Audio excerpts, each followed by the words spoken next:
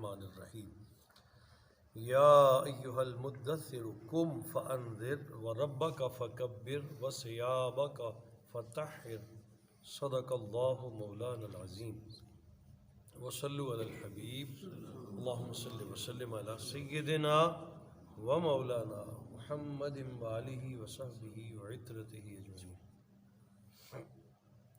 سورۃ المدثر کا آغاز کر رہے ہیں۔ اس سورہ مبارکہ کا نام المدثر ہے۔ اس میں 2 رکوع ہیں، 56 آیتیں ہیں، 255 کلمات اور 1010 حروف پر یہ سورہ مبارکہ مشتمل ہے۔ یہ سورہ مکرمہ مکہ شریف میں نازل ہوئی اور پہلی وحی کے بعد سرکار دو عالم صلی اللہ تعالی وسلم پر دوبارہ جب جبریل وحی لے کر حاضر ہوئے تو سورہ مدثر کی پہلی آیتیں لے کر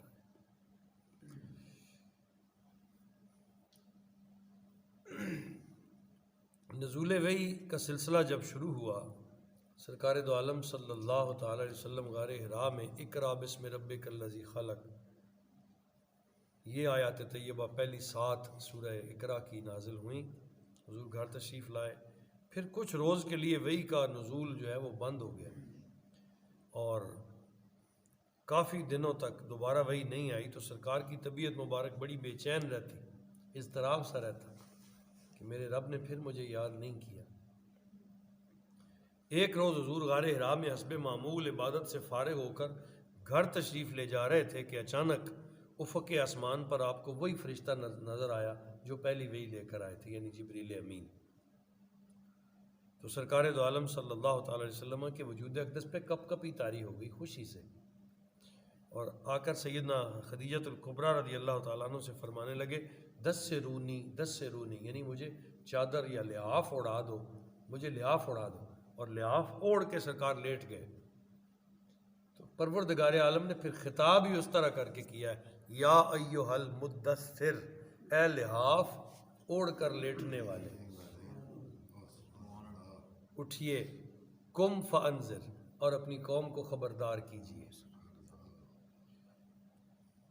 آیت نمبر 11 تا 26 میں ایک خاص واقعے کی طرف اشارہ کیا گیا ہے۔ اس کی تفصیل اس طرح سے ہے کہ ولید بن مغیرہ، اس نے اسلام قبول کر لیا تھا اور حضور علیہ الصلوۃ والسلام کو سچے دل سے اللہ کا رسول مانتا تھا، لیکن اپنے قبیلے اور اپنی قوم کی ناراضگی کے خوف سے وہ برملا اس کا اظہار نہیں کر سکتا تھا، اور اپنی سرداری کو برقرار رکھنے اور بچانے کے لیے وہ نبی کریم صلی اللہ علیہ وسلم پر زبان سے افترا بندی کرتا، حضور کو ساحر کہتا، قرآن کو سحر کہتا، یعنی یہ جادوگر ہیں اور قرآن جو ہے یہ ان کا جادو ہے، اس طرح کی باتیں جو ہیں وہ قوم کے سامنے کرتا۔ تو جب زبان سے اس نے ایسا کہنا شروع کیا تو اللہ نے اس کے دل کا ایمان چھین لیا، اور ان آیات طیبہ میں 7 سے 26 تک جو ہے اللہ نے اس کے واقعے کو بیان کیا ہے اور اسے بتا دیا ہے کہ وہ دوزخ کی آگ کا ایندھن بنے گا، اس کے شعلے اس کو بھون کے رکھ دیں گے، نہ وہ زندوں میں شمار ہوگا نہ وہ مردوں میں شمار ہوگا۔ کہ صرف اس نے زبان سے سرکار کے بارے میں یہ باتیں کہی، حالانکہ اس کے دل میں ایمان تھا، مانتا تھا کہ یہ اللہ کے رسول ہے، ڈرتا بھی تھا قوم سے، اور اپنی سرداری بچانے کی غرض سے وہ نبی پاک کی گستاخی میں چند جملے کہہ بیٹھا۔ اللہ نے اس کے ایمان کو جلا کے راکھ کر دیا، نہیں ضرورت ایسے شخص کے ایمان کی، جہنم کا ایندھن بنا۔ آیت نمبر 27 سے رکوع کے اختتام تک دوزخ کے بعض حالات پر روشنی ڈالی گئی۔ دوسرے رکوع میں بھی دوزخ اور دوزخیوں کے حالات کا تذکرہ کیا گیا، اور آپ کو کی خصوصی توجہ کے لائق وہ سوال و جواب ہے جو اہل دوزخ اور اہل جنت کے درمیان آپس میں ہوں گے۔ جنتی ان سے پوچھیں گے تمہیں کیوں جہنم میں گھسیٹ دیا گیا؟ وہ جواب دیں گے ہمارے جرائم میں سے 2 بڑے جرم یہ تھے کہ ہم نماز نہیں پڑھا کرتے تھے۔ اب اندازہ کریں، یعنی جہنمی جنتیوں سے کہیں گے کہ جو بڑے جرم ہم نے کیے تھے ان میں سے 2 یہ تھے کہ ہم نماز نہیں پڑھا کرتے تھے اور ہم غریبوں کو کھانا نہیں کھلاتے تھے، جس کے سبب سے اللہ نے ہمیں جہنم میں ڈال دیا اور آج ہم جل رہے ہیں۔ تو ضرورتوں کو پورا کرنا یہ اسلامی معاشرے میں کتنا عام ہے، ضرورت مندوں کی کفالت کرنا، غریبوں کو، مسکینوں کو، محتاجوں کی خبرگیری کرنا اور اپنے مال میں سے ان کا حق نکالتے رہنا، یہ کتنا زیادہ ضروری ہے۔ آیت نمبر 49 سے کفار کے خبث سے باطن کا ذکر فرمایا گیا ہے کہ اگر انہیں اللہ کا کلام سنایا جاتا ہے تو وہ اس سے یوں بدک جاتے ہیں، یوں ڈر کر بھاگتے ہیں جیسے جنگلی گدھے شیر سے ڈر کر بھاگ جاتے ہیں۔ حالانکہ یہ کتاب سراپا نصیحت ہے، اس میں ان کے لیے فوز و فلاح کا سارا سامان رکھ دیا گیا ہے۔ انہیں تو چاہیے تھا کہ وہ ذوق و شوق سے اسے سنتے، اور پھر وہ کتاب عربی زبان میں تھی، جس زبان کو وہ اچھی طرح جانتے بھی تھے، ان کے لیے سمجھنا بھی مشکل نہیں تھا۔ خلوص قلب سے اس کو قبول کرتے اور اس کی روشنی میں جائزہ زیست کے نشیب و فراز کو سمجھتے ہوئے اللہ کے دین کو سینے سے لگا لیتے۔ ہائے افسوس انہوں نے ایسا نہ کیا اور وہ بربادی کا باعث ہو گئے۔ یہ سورہ پاک کے مضامین ہیں۔ بسم اللہ الرحمن الرحیم۔ یا ایھا المدثر، اے چادر لپیٹ کر لیٹنے والے، یعنی جس کیفیت میں سرکار تھے اللہ نے اس کیفیت کو قرآن بنا دیا۔ یہ بھی نبی پاک کا اعجاز ہے، یہ حضور کی شان ہے۔ قیامت تک آنے والے، یہ سب سرکار کی ذات اقدس تک آنے والے سارے رسولوں کو اللہ نے نام لے کر بلایا۔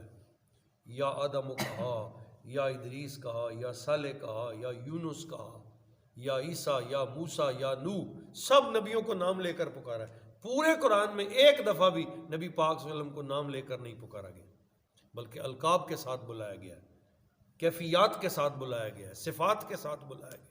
کہا یا ایھا المدثر، اے میرے چادر اوڑھ کر لیٹنے والے رسول، کم اٹھئے، فانذر، اور لوگوں کو اللہ کے خوف سے ڈرائیے، وَرَبَّكَ فَكَبِّرْ، اور اپنے پروردگار کی پاکی اور بڑائی بیان کیجئے، وَثِيَابَكَ فَطَهِّرْ، اور اپنے لباس کو ہمیشہ پاک رکھیے۔